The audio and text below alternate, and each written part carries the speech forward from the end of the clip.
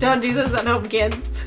I'm trying to think of any kosher stories that we can share to introduce this subject and make it like meaningful and relevant and kind of introduce the whole subject, but I can't really think of anything that'll work. So in this video, we're going to talk about should you have sex before marriage. So stay tuned.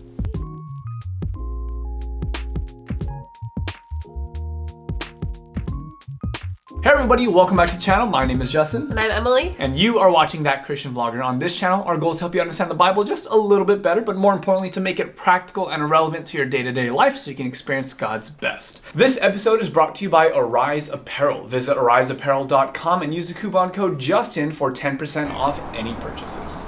Today's subject is... should Christians have sex before marriage?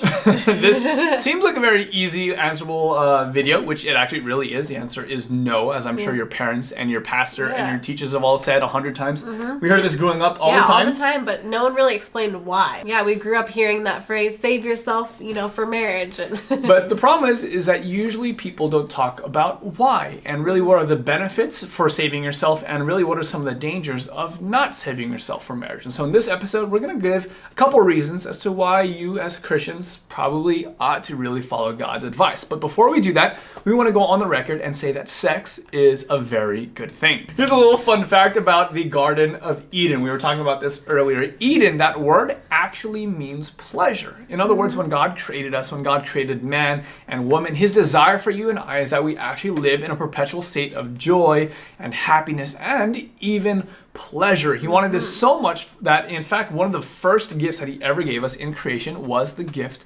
of sex. And so that says something about our God. I think that's pretty cool. Yeah. That even when we screwed up and there was sin and we got kicked out of the Garden of Eden, we still got two gifts that we get to keep with us to this very day. The first gift is sex. And the second gift is the Sabbath. Both of them are very, very important with our walk with God and our understanding of him. So we want to say again, sex is not a bad thing. But God does seem to say several times that we should be saving ourselves for marriage and that sex really should be existing within the confines of a certain type of relationship. Reason number one why it's not a good idea to have sex before marriage is because God says it multiple times in the Bible. Now, I know that this might be hard to actually communicate to your non-believing friends and your non-Christian friends, but for those of us who are believers, those of us who have decided, God, your ways, not my way, and I'm going to live in submission to you, this really should be the end of the video. We don't need to really actually go through reason number 2, 3, or 4, any of the other ones that we wrote down, but simply God saying it should be enough. We should just trust it. In 1 Corinthians chapter 7, verse 1, the Bible says, "Now concerning the matters about which you wrote, it is good for a man not to have sexual relationships with a woman. But because of the temptation to sexual immorality, each man should have his own wife, and each woman her own husband. The husband should give to his wife her conjugal rights, and likewise the wife to her husband, for the wife does not have authority over her own body, but the husband does. And likewise the husband does not have authority over his own body, but the wife does." In other words, what Paul here is saying is that he's living by a certain example, saying, hey, it's good for single people to remain single and to be abstinent, to not have sex while they are single. But then he says, hey, listen, some of you guys out there have these urges and these desires. If this is you, there is a solution. And notice what Paul's solution is. What is it? Marriage. Yeah, he doesn't say go out and just go and have sex with anyone that you want, go and have sex with a boyfriend or a girlfriend. He basically says, if you are having these urges, the solution is marriage. Because to Paul, his understanding of what the Bible taught and what God's desire for us was, is that sex belongs within the confines of a marriage. Another passage from the Bible we want to go over is Proverbs 5:15 through 18. It says, "Drink water from your own cistern, flowing water from your own well. Should your springs be scattered abroad, streams of water in the streets? Let them be for yourself alone and not for strangers with you. Let your fountain be blessed and rejoice in the wife of your youth." So what this verse is saying to me is saving yourself for your wife someday, not drinking from other people's wells, but saving your own well for your wife. You combine those verses with the hundreds of other verses, like even in the 10 Commandments, "Thou shalt not commit adultery." There's a lot of verses in the Bible where God makes it pretty clear that sex is reserved for marriage. But why else should Christians not have sex? Not have sex. But why else should Christians not have... Christians should have sex in marriage, but why else should we not have sex outside of marriage? Or before marriage. Reason number 2 is that sex is actually much more than just a physical act. It's a sacred spiritual act as well. 1 Corinthians chapter 6, verses 15 and 17 say, "Do you not know that your bodies are members of Christ? Shall I then take the members of Christ and make them members of a prostitute? Never. Or do you not know that he who is joined to a prostitute becomes one body with her? For as it is written, the two shall become one flesh. But he who is joined to the Lord becomes one spirit with him." In other words, what the Bible teaches is that there is a really strong unity that takes place within the confines of a sexual relationship. It's not just the physical act of two bodies joining together, but when you have sex with somebody, your spirits and your souls are actually intertwined as well. Yeah, it's a beautiful gift from God in that way that it's not just physical, it's spiritual, it's emotional, it's like everything becoming one. Yeah, and treating sex as just a physical act really diminishes what true sexual expression and true sexual health and vibrancy really is intended to be. So that kind of brings us to the next point too. You're more likely to have a successful marriage if you're celibate before marriage. Yeah, it turns out that God's advice actually does transfer over into the real world. And I know that in this subject, a lot of people try and outsmart God and they say, you know, what if you're not sexually compatible with someone? Like, how are you going to have a healthy marriage and all these different kinds of things? You know, people use really, really crude illustrations like, oh, you know, I would never buy a car without test driving it first or something like that. Like, I get where you're coming from, but that's also just like really, really ignorant. And this is what the science proves out, that you're actually more likely to have a successful marriage if you do it the way God designed. I mean, who would have thought? Yeah. There were a couple studies that were done in 2000 that estimated within a 5-year window, people who got married in 2000, how likely were they to continue being in a marriage just 5 years later. And what they found was that if you had no sexual partners prior to getting married, your likelihood of being divorced in just 5 years was a mere 6%. So it's not perfect. You know, there's still a human element, but you're very, very way less likely to get divorced within those 5 years.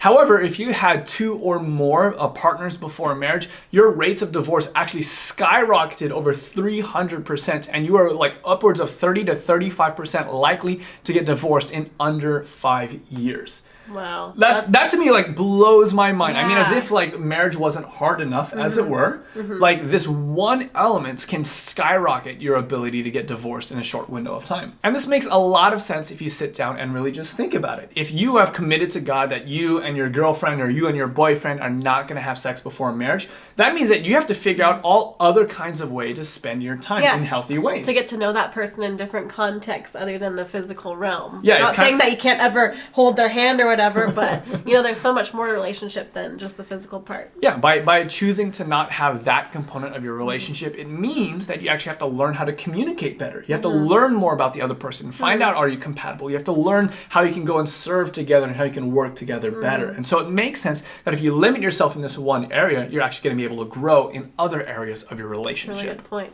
Yeah. Reason number 4 is that premarital sex can lead to a greater spiritual struggle.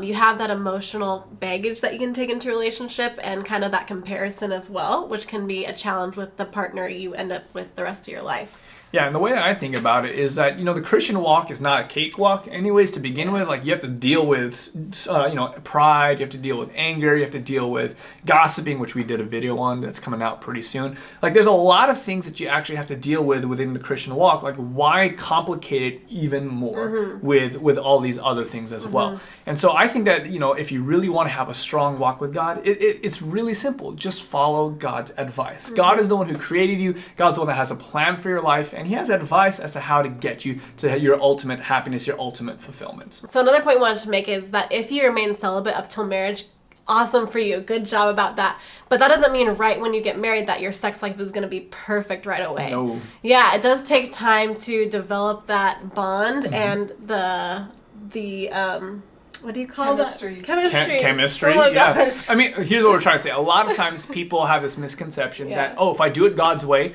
then on my wedding night, everything's going to be perfect. And then they get to the wedding night and they realize, whoa, that wasn't perfect. That was actually kind of far from perfect. Yeah. And they feel like upset about that. Yeah. And we just want to say that's okay. Yeah. Part of the best fun about being married is learning about each other and learning each other's preference and likes and dislikes and just getting to explore this whole new realm of your and dynamic of your relationship. The second thing that we also do want to say is that if you are one of these people who have not quite yet made it to marriage and you've already kind of done things that you regret, we want to let you know that that is okay. Like, we both have regrets in our past. We both have regrets in our relationship. And we want want to say that, you know what, if you choose from this point moving forward to really honor God with your body, that God will really understand, God will respect it, and I think that God will even bless your future relationships with that. So we want to encourage you, even if you haven't quite done everything perfectly up to this point, all hope is not lost. God is a God of redemption and restoration, and I think that there's still hope for you in your future yet. So with that said, those are a few of our thoughts. We're curious to hear from you guys. What are some reasons why you think Christians ought not to have sex before marriage? Let us know in the comment section below. But before we actually end this episode, we want to give a huge shout out to Arise Apparel for sponsoring this episode. Arise Apparel is actually a company owned by one of my best friends, and he actually is doing a great job spreading the word of God through t-shirts. And what's cool about this is every time you buy one of these shirts, it goes on to support a missionary somewhere out there in the world. So go ahead and head over to ariseapparel.com and use the coupon code Justin for 10% off any orders. But until next time, we're That Christian Vlogger, and we encourage you to experience faith in the first person. God bless.